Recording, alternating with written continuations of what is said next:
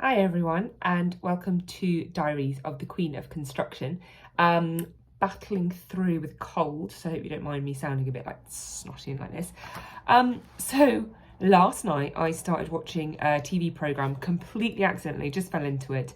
Sarah Beanie's Small House, Big Dreams, which I have this kind of love-hate relationship with programmes like this.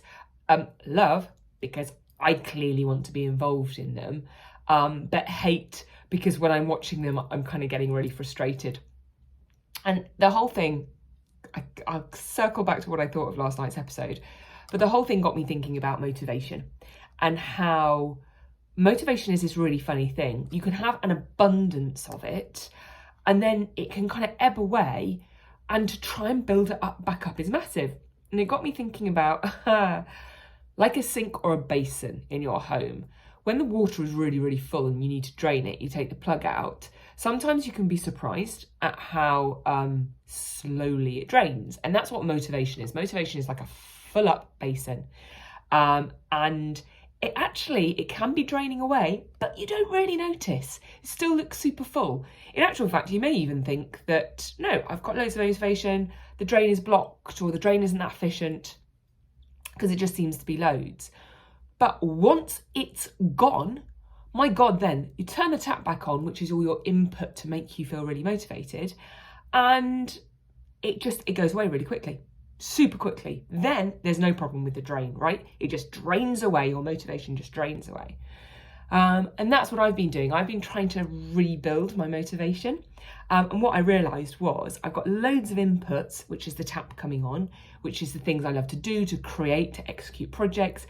Even this kind of stuff I think is really fueling me.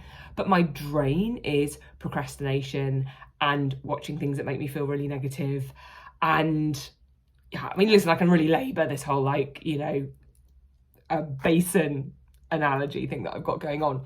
But coming back full circle to Sarah Beanie's thing, it's kind of both input and output. So I'm watching it thinking every single thing that the guys are saying on there, two brilliant professionals, an architect and Sarah Beanie, who's been in the property game for years.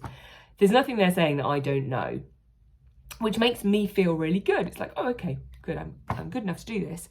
In actual fact, some of the stuff they say is not great, but it's TV, right? It's entertainment. Then, however, I start to think, hold on. So if I've got the ambition, I've got the knowledge, but I'm not doing it.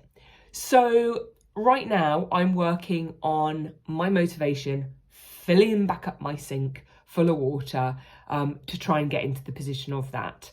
And yeah, just going to keep doing stuff like this in the hope that it is just net positive. And that's kind of what I'm going for at the moment, just net positive. Thanks guys for listening. Don't know who is, but there we go. Nice talking to you anyway.